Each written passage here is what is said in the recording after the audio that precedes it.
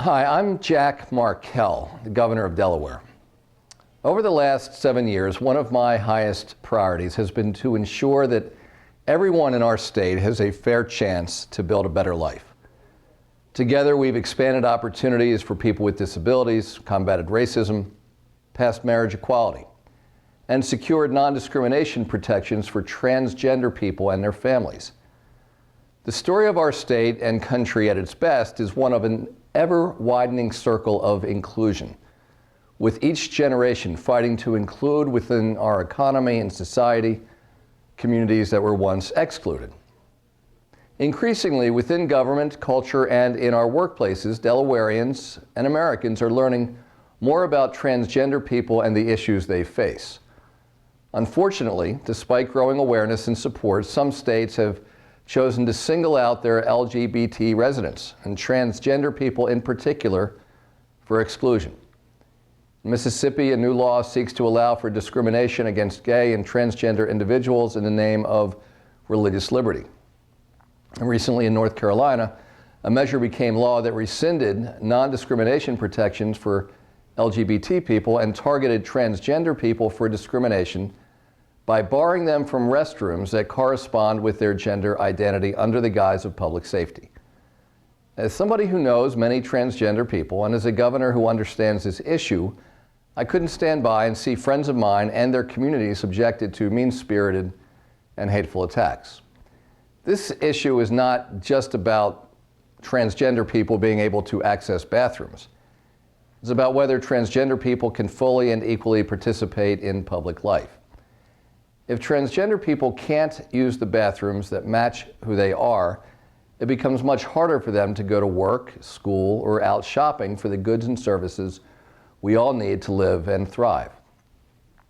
While opponents of transgender equality stoke fears and foster concern around bathrooms, the reality is that allowing transgender people to continue to access restrooms just now without fear of discrimination or harassment doesn't hurt anyone.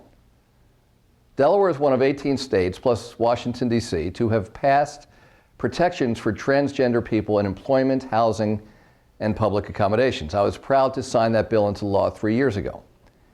As a governor of a state that allows transgender people to fully participate in society, including by using facilities in accordance with their gender identities, I know that we have not had any problems. The only outcome has been that transgender people know that Delaware is a safe and welcoming place. And businesses know that we foster talent and skills among all of our residents, including transgender students and workers. I've been blessed to know transgender people in my life. When a young friend of mine came out to me as transgender, I didn't know much about the topic.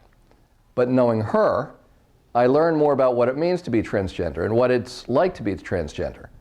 I've learned about the challenges her community continues to face and the negative effects these harmful exclusionary laws can have on transgender people, especially transgender youth.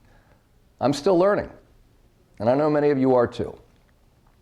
This is a big country with a lot of different kinds of people in it. But as we learn together, we shouldn't let our fears or misconceptions lead us to targeting an already vulnerable group of people. I want to thank the National Center for Transgender Equality for all the work they're doing to protect and fight for the civil rights and fair treatment of all people. I'm proud to join them and all the other national and local organizations involved in these efforts. Transgender people are our neighbors, their friends, our coworkers, and our children. More than anything else, though, they're people first, worthy of dignity and respect. And it's time our communities and country take another step forward and affirm that we, the people, means all of us, regardless of where we were born, who we love, or the gender with which we identify. Thank you.